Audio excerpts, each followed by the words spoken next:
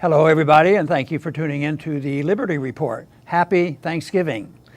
Daniel, good to have you here with us today on our holiday of giving thanks. Happy Thanksgiving, Dr. Paul. Well, very good. I have a lot to be thankful, to tell you the truth. And, I think from a personal sense, if somebody can maintain health or who have been blessed with health, it's really something to be thankful for. And yet, a lot of people suffer from health for things beyond their control. Yeah. So, and our family's been blessed too. So I'm a very thankful person, even though I complain a lot about our government. I'm not thankful for what our government does to us or for us.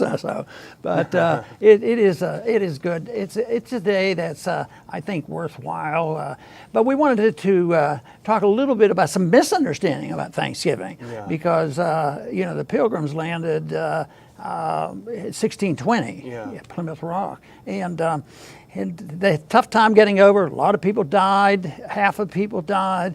And they made a big mistake. They had already made a mistake and had to rectify it in Jamestown, but they didn't have an internet to know what they did then. They started off with a collectivist system in Jamestown, and it was a failure. Then they finally figured out, well, you don't need collectivism. It literally socialism, but that's what Bradford, the governor, did. He set up a socialist system.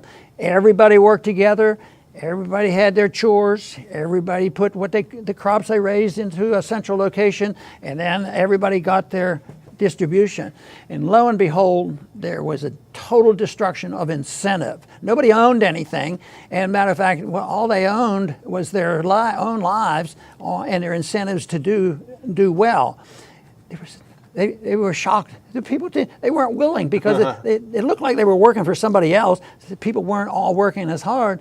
So in 1620 they arrived then, and then this Thanksgiving wasn't the first year. All of a sudden, we had 1 year crop and everything was wonderful, and we'll share it with the Indians. That's mystical.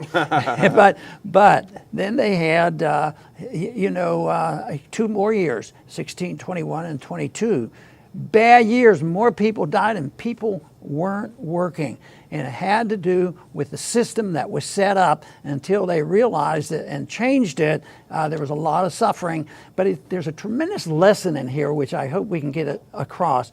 It has to do with a collectivist socialist system versus private property ownership. It's no more complex than that. And guess what? Private property ownership and self-reliance won by big margin over the collectivists. The collectivists, people died due to collectivism. And as soon as there was private property introduced, things became much better. Yeah, I think it's what happens when you discount human nature, how humans are. And that certainly, a lot of people would say, oh, yeah, Dr. Paul, you're being such a meanie. But that does not take away the idea of charity, the idea of giving something that you've worked for to those that are less fortunate, but understanding that humans are social animals and they act according to incentives, and that's what they learned, a difficult lesson when they first arrived to the U.S. Matter of fact, one thing that happened afterwards, when they finally got private property introduced by the governor, there was plenty, and the sick were taken care of, and people were helped. There's more charity, and they immediately after the new rules came in, they were producing more than they needed, and they were able to start trading, and they had capital is what they were able to develop. I want to read, later on the governor wrote about this, Bradford wrote about this, of his experience. And I have a short paragraph I want to read to hear what he had to say after the new reforms were put in and returned to a private property format. He says, this had very good success, for it made all hands very industrious. So as much more corn was planted than otherwise would have been by any means the governor or any others could use, and saved him from a great deal of trouble and gave far better content. The women now went willingly into the field and took their little ones with them to set corn, which before would allege weakness and inability, whom to have compelled would have been thought a great tyranny and oppression. Attitudes, it's a psychology. And what so often our side gets blamed for is selfishness. People are selfish, but the whole thing is, it's probably the best way to create generosity is because when you have good production, you have enough, and then you want to help other people. This is one reason that sometimes very wealthy people, get a bad rap, but having even all the way back to Andrew Carnegie. They all had their imperfections, but Andrew Carnegie, I was from Pittsburgh, and there was a lot of things in Pittsburgh that was named Carnegie. Matter of fact, we had a business in Carnegie, and it has to do because they did become more generous, afterwards. So this is a great story. We started with socialism at Plymouth Rock, Plymouth Colony. It was a total failure and a total victory for private property management. I wonder if we could get some congressmen that we know to read this story. but the whole thing is they get the story from the public schools, the government schools, and the government schools wouldn't want them to know about this. And in fact, with all of the faults, with all of the problems that we complain about, we are blessed with plenty in this country because we still have that sort of vestige of the free market, even though it's under attack. And as you're reading that wonderful passage, I was thinking, oh no, child labor. They just went in the field, they helped. They probably were a lot happier for helping produce. That was important. But we still do have that remnant. And in fact, I'm thinking about my own Thanksgiving. We're blessed to be able to enjoy a turkey that was raised in a local farm, raised the right way, and we got it through the barter system. We bartered a deal with the farmers, and so this is the beauty of our system here. Well, that is pretty neat. People will adapt, and this is a very positive one, and it's not under dire circumstances. But if we have a reversal away from private property and have a lot more collectivism, like a lot of people want, because the poorer this country gets, the more collectivism they want, believing that it's the government, not realizing that the government gets in the way. They should protect principles of liberty and the principles of owning something, but the incentive has to be there. But they say, well, that's selfish.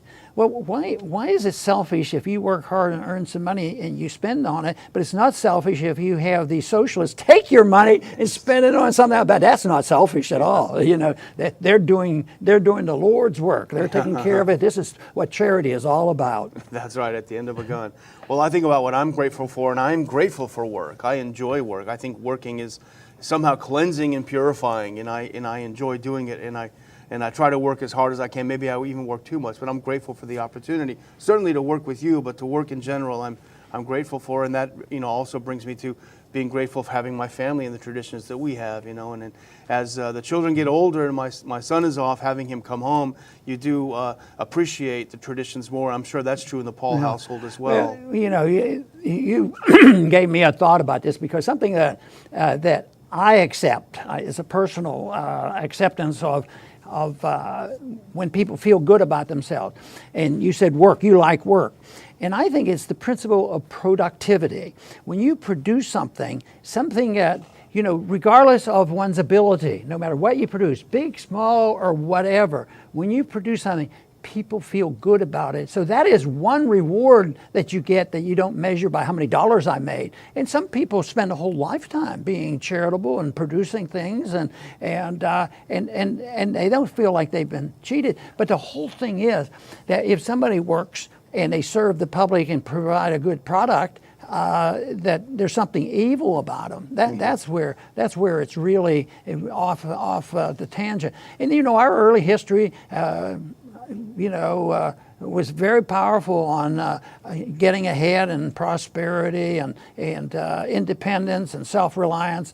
But there's not so much of that now, and that's what we need. And on this Thanksgiving Day, we should be thankful for the good part of our history that taught self-reliance, and why freedom is better than slavery, and why property ownership is by the individual is much better than collectivism, where the government owns everything and tells you everything that you're allowed to do. That's right. And I finally want to thank all of you. I'm very grateful and thankful to all of our audience and all the people that support what we do. It enables us to do what we do. And I know that probably the vast majority of our donors, Dr. Paul, are not billionaires. They're people who work very hard for what they have, and they generously give a little bit of it, sometimes a little more of it to us, and we're grateful to all of you. So thank you. Very good, and I would like to change our viewers to thank our viewers as well, because you know, it is a tendency to consider what we do a little bit of work, but believe me, if we can reach some people and there is somebody that moves in our direction, we don't consider it much work at all. So it's what is in our mind and what our goals are, and they can vary. And I think the wonderful thing about Liberty is everybody has different talents, but the rewards can be sometimes very wealthy people, you know, might have earned their money, but they're not necessarily happy with their productivity, and for some reason it hasn't met up to their expectations or whatever. But then there are other people who are hardworking. They raise their family, take care of the kids, they take care of their house, and they feel very good about what they do with their family. So I think that people shouldn't be discouraged because they're not a billionaire or a millionaire or whatever.